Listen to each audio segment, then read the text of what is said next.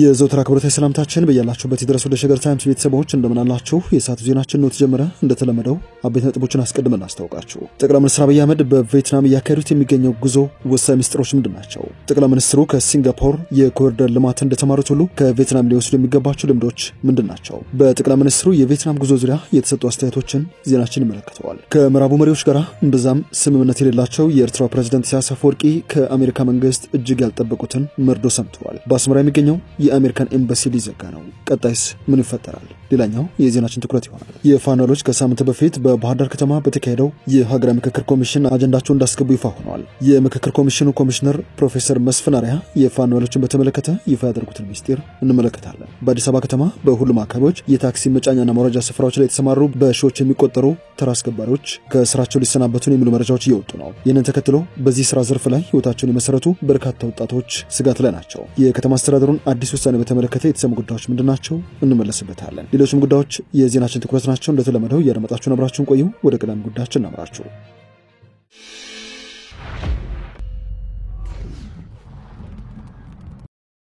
የጠቅላይ ሚኒስትር አብይ የቪየትናም ጉዞ እጅግ ወሳኝ ቁም ነገሮችና ሚስጥሮች። ጠቅላይ ሚኒስትር አብይ አህመድ ከ40 ዓመታት በኋላ ወደ ቪየትናም ያቀኑት ያላንዳች ነገር አልመሰለም። ከአሜሪካ ጋር እጅግ ዘግናኝ ጦርነት አካሄዳ በነጻነት በመጽናቷ የምትታወቀው ቪየትናም ዛሬ ላይ የልማት ምሳሌና ኮከብ ሆናለች። ቪየትናም የደቡብ ምስራቅ እስያ የማኑፋክቸሪንግ ኢንዱስትሪ እምብርት ሆናለች። የፋብሪካ ውጤቶች ወደ ውጭ በመላክ በመድራችን 13ኛው ሀገር የሆነችው ቪየትናም ከኤክስፖርት ብቻ በአመት እስከ $400 ቢሊዮን የምታገኝ ሀገር ነች። ሳምሰንግ፣ አፕልን የመሰሉ የዓለማችን እውቅ የኤሌክትሮኒክስ ምርቶች፣ የብሮድካስት ዕቃዎች፣ ኮምፒውተሮች፣ ጫማና ልብሶችን በማምረት የደቡብ ምስራቅ እስያ የኢንዱስትሪ ማዕከል በመሆን የምትታወቀው ቪየትናም ዓለም አቀፍ የአረንጓዴ ልማት ትብብር ወይንም P4G ሰሚት በማዘጋጀት መሪዎችን ከሰሞኑ ወደ መዲናዋ ሃኖይ ጋብዛለች። P4G ሰሚት ኢትዮጵያ፣ ኬንያ፣ ደቡብ አፍሪካ፣ ኢንዶኔዚያና ቪየትናም በጋራ የመሰረቱት ጥምረት ሲሆን ዓላማው በአረንጓዴ ልማት ሐሳብ ላይ የተመሰረተ ጠንካራና ዘላቂ ኢኮኖሚ መገንባት ነው። ጠቅላይ ሚኒስትር አብይ ወደ ቪየትናም ሲያቀኑም ከሀገሪቷ የማኑፋክቸሪንግ ልምድ በመቅሰም ኢትዮጵያ ከዘርፉ ሊገኝ የሚችልን ግዙፍ የእድገት ዕድል እንድትቋደስ መነሳሳት የሚፈጥር ልምድ መቅሰም አለባቸው የሚሉ አስተያየቶችም እየተሰጡ ይገኛሉ። የዚህ ምክር ሐሳብ መነሻ ደግሞ ከወራት በፊት በሲንጋፖር የሥራ ጉብኝት አድርገው የነበረው ጠቅላይ ሚኒስትሩ በከተማ እድገትና ልማት ዙሪያ ልምድ ቀምረው በኢትዮጵያ የኮሪደር ልማት ፕሮጀክት መጠነ ሰፊ በሆነ መልኩ እንዲከናወን ያደረጉበት ውሳኔያቸው ነው። ቀላል የማይባል ቅሬታ ይቀርብበታል የሚባለውን የከተማ ኮሪደር ልማት ከሲንጋፖር መቀመር ከተቻለ ከቪየትናም የማኑፋክቸሪንግ ኢንዱስትሪ መልካም ልምዶችን መማሩ ለመጪው ኢትዮጵያ እድገት የጎላ ትሩፋት አለው ብለዋል ታዛቢዎች። ከዚህ ውጪ ጠቅላይ ሚኒስትሩ እጅግ ትልቅ ትኩረት የሚሰጡትን የስማርት ሲቲ ግንባታ ወይንም ዴቨሎፕመንትም ከቪየትናም እንደሚመሩበት ነው የሚጠበቀው። ቪየትናም መዲናዋ ሃኖይን ጨምሮ በታዋቂው የነጻነት መሪዋ ሆቺሚኒ የተሰየመችው ሆቺሚኒ ሲቲና ዳናንግ የተሰኙ ስማርት ከተሞች አሏት። እነዚህ ከተሞች በቴክኖሎጂ ቁጥጥር ስር የሚንቀሳቀሱና በደረጃቸው በምድራችን ከላቁት ተርታ የሚመደቡ ናቸው። ጠቅላይ ሚኒስትር አብይም 500 ቢሊዮን ብር ፈሰስ አድርጎበታል የሚባለውና ጫካ ፕሮጀክት የተሰኘውን ስማርት ሲቲ ግንባታ በእንጦጦ ተራራ ከጀመሩ ጥቂት ዓመታት ተቆጥረዋል። በአማራ ክልል የሚንቀሳቀሱት የፋኖ ኃይሎች ለምክክር ኮሚሽኑ አጀንዳቸውን እንዳስገቡ ተሰምተዋል። የምክክር ኮሚሽኑ ዋና ኮሚሽነሩ ፕሮፌሰር መስፍን አርአያ በአማራ ክልል የሚገኝ ታጣቂ ቡድን ባሳለፍነው ሳምንት አጀንዳውን ለምክክር ኮሚሽኑ አስገብቷል ሲሉ ይፋ አድርገዋል። አጀንዳውን ለኮሚሽኑ ያስገባው ቡድን ማን ነው ተብሎ ከመገናኛ ብዙሃን ጥያቄ ቀርበላቸው ዋና ኮሚሽነሩ ፕሮፌሰር መስፍን በሰጡት ምላሽ ማንነቱን መግለጽ የምንችለው ቡድን ፈቃዱን ሲሰጠን ብቻ ነው ሲሉ ይፋ አድርገዋል። አሁንም የታጠቁ ኃይሎች አጀንዳዎቻቸውን በወኪሎቻቸው አማካኝነት ማቅረብ እንደሚችሉና ኮሚሽኑም አጀንዳቸውን ለመቀበል ዝግጁ ስለመሆኑ አረጋግጠዋል። የኢትዮጵያ ሀገራዊ ምክክር ኮሚሽን በአማራ ክልል ከመጋቢት 23 2017 ጀምሮ በባህር ዳር ከተማ ሲያካሄድ የቆየውን የአጀንዳ ማሰባሰብ ምክክር መድረክ ሚያዝያ 4 ቀን 2017 ማጠናቀቁ የሚታወስ ነው። በሂደቱ የፖለቲካ ፓርቲዎች፣ የመንግስት አስፈጻሚ አካላት፣ የተጽዕኖ ፈጣሪ ግለሰቦች፣ የማህበረሰብ ወኪሎች እንደዚሁም የልዩ ልዩ ተቋማትና ማህበራት ተወካዮች መሳተፋቸው ይታወሳል። በአዲስ አበባ ከተማ በሁሉም አካባቢዎች የታክሲ መጫኛና ማውረጃ ስፍራዎች ላይ የተሰማሩ በሺዎች የሚቆጠሩ ተራ አስከባሪዎች በሌሎች በተደራጁ ወጣቶች እንደሚተኩ ተሰምተዋል። በከተማ አስተዳደሩ ስር በየወረዳቸው በጥቃቅንና አነስተኛ ዘርፍ ከ2003 ዓ.ም ጀምሮ በመደራጀት ላለፉት 4 ዓመታት በታክሲ ተራ ማስከበር ስራ የተሰማሩ ወጣቶች ነው ከዘርፉ በመውጣት ሽግግር ለማድረግ መስማማታቸውን ለየወረዳቸው እንዲያሳውቁ የተለያየ ቀነ ገደብ እንደተቀመጠላቸው የገለጹት። ሪፖርተር እንደዘገበው ከሆነ በቂርቆስ ክፍለ ከተማ በዘርፉ ከተሰማሩ ወጣቶች መካከል አንዱ በሚገኝበት ወረዳ ጉዳዩን በተመለከተ በሰጡ አስተያየት ከወረዳው ከስራችሁ ትለቃላችሁ የሚል መረጃ ደርሶናል። ቀነ ገደብ ያስቀመጡትም እስከ መጋቢት 29 2017 ነው። ይሁንና እስካሁን ድረስ ጠርቶ አላነጋገሩንም፣ የወረዳው ሰዎች ያሉንም መሸጋገር አለባቸው የሚል ነው። ነገር ግን ወዴት እንደምንሸጋገር አልገባንም፣ በግልጽ የተቀመጠ አንዳች ነገር የለም፣ በደፈናው ነው መሸጋገር አለባቸው ብለውናል ሲሉ ሐሳባቸውን ያጋሩት። የወረዳው ኃላፊዎች ሰብስበውን ትለቃላችሁ ብለዋል። እኛ ደግሞ ጊዜ ይሰጠን የሚል ጥያቄ አቀረብን። ተጨማሪ ጊዜ ይሰጠን እያልን ያለንበት ምክንያት ተሸጋገሩ የሚል ነገር የመጣው በድንገት ነው። እኛ ደግሞ አልተዘጋጀንበትም በማለት ሀሳባቸውን አቀርተዋል። በቂርቆስ ክፍለ ከተማ ወረዳዎች ውስጥ በታክሲ ተራ ማስከበር የተሰማሩ ወጣቶች በ2003 ዓ.ም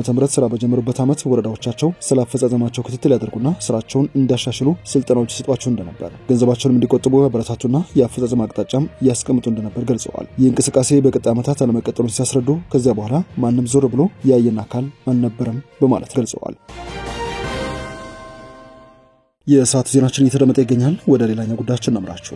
አሜሪካ የአስመራን ኤምባሲ ልትዘጋ ስለመሆኗ ይፋ ሆኗል። አሜሪካ በኤርትራ የሚገኘውን ኤምባሲዋን ጨምራ ወደ 30 የሚጠጉ በዓለም ዙሪያ የሚገኙ ዲፕሎማቲክ ጽሕፈት ቤቶቿ ልትዘጋ ስለመሆኑ የሀገሪቱ የውጭ ጉዳይ ሚኒስቴር ሚስጥራዊ ሰነድ ይፋ አድርጓል። ሮይተርስ ሚስጥራዊ ሰነዱን ይፋ አድርጎ እንደዘገበው ከሆነ የትራምፕ አስተዳደር አብዛኞቹ በአፍሪካና በአውሮፓ የሚገኙ ቢያንስ 27 የአሜሪካ ኤምባሲዎችና ቆንጽላዎችን የሚዘጋ ሲሆን ከነዚህም ውስጥ ኤርትራ አንዷ ነች። በውሳኔ መሰረት ይዘጋሉ የተባሉት 10 የአሜሪካ ኤምባሲዎች በኤርትራ፣ በግሪናዳ፣ በሌሴቶ፣ ማዕከላዊ አፍሪካ ሪፐብሊክ፣ በሉክዘምበርግ፣ በሪፐብሊክ ኦፍ ኮንጎ፣ በጋምቢያ፣ በደቡብ ሱዳን፣ በማልታና በማልዲቭስ የሚገኙ መሆናቸውን ሮይተርስ የተመለከተው ሰነድ ያመለክታል። ኤርትራ ለረጅም ዓመታት ከአሜሪካ ጋር ያላት ዲፕሎማሲያዊ ግንኙነት የተቀዛቀዘ ከመሆኑ በተጨማሪ አስመራ ያለው የአሜሪካ ኤምባሲ የሚመራው በአምባሳደር ሳይሆን በጉዳይ አስፈጻሚ ደረጃ ነው። ኤርትራ ነጻ ከወጣች በኋላ በፈረንጆቹ 1993 አሜሪካ ኤምባሲዋን በአስመራ የከፈተች ሲሆን በኤርትራ ያለውን የሰብአዊ መብቶች አያያዝን ግን ስትተች ቆይታለች። ይህ ደግሞ የሁለቱን ሀገራት ግንኙነት ያቀዛቀዘ ቁልፍ ጉዳይ ነው። ለውጭ እርዳታ ድርጅቶች ዝግ የሆነች ኤርትራ በፈረንጆቹ 2005 የአሜሪካ እርዳታ ተቋም የሴድን ከሀገሯ እንዲወጣ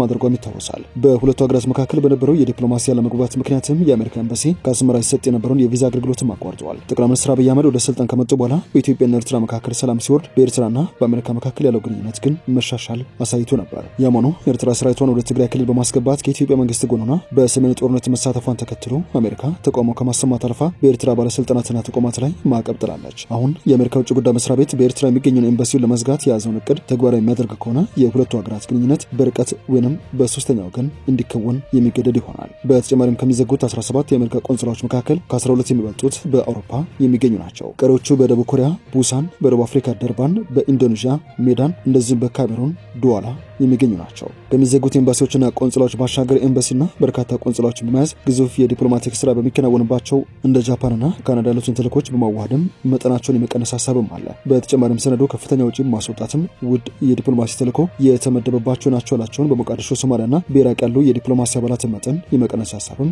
እንደቀረበ ነው ሰነዱ የሚያስረዳው። ትራምፕ ወደ ፕሬዝዳንትነት ከተመለሱ በኋላ የአሜሪካ መንግስት በተለያዩ መስኮች ከሀገሪቱ ፍላጎት ጋር አይጣጣሙም ያላቸውን ተቋማት በመዝጋትና እርዳታዎችን በማቋረጥ ላይ ይገኛል። በዚህም የትራምፕ የቅርብ ሰው በሆኑት ማርኮ ሩቢዮ የሚመራው የአሜሪካ ውጭ ጉዳይ መስሪያ ቤት በጀት እስከ ግማሽ የሚደርሰው እንደሚቀነስ ሮይተርስ የተመለከተውን የመስሪያ ቤቱን ሰነድ ጠቅሶ በዘገባው አስፍሯል። በዚህም ሳቢያ በርካታ ሀገራት የሚገኙ የአሜሪካ ኤምባሲዎችና ቆንስላዎች የመዝጋትን ሀሳብ እንዳለም ተገልጿል። ይዘጋሉ ከተባሉት የአሜሪካ ዲፕሎማቲክ ተቋማት መካከል 10 ኤምባሲዎች ሲሆኑ ቀሪዎቹ ግን ቆንስላዎች ናቸው። የአሜሪካ መንግስት ለውጭ ጉዳይ መስሪያ ቤቱ ከሚያወጣው ገንዘብ ወደ 30 ቢሊዮን ዶላር የሚጠጋ ገንዘብ ለመቀነስ አቅደው የበጀት ጥያቄውን ለሀገሪቱ ምክር ቤት ለማቅረብ የተዘጋጀ ነው።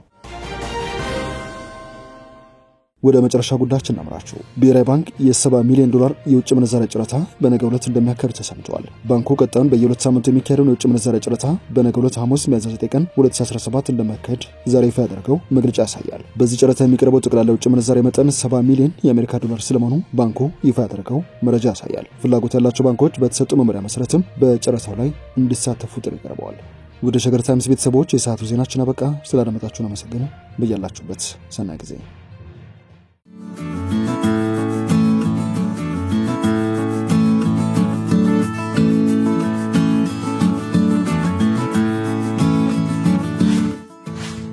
ሸገር ታይምስ ሚዲያን ሰብስክራይብ በማድረግና ደወሉን በመጫን ይከተሉን።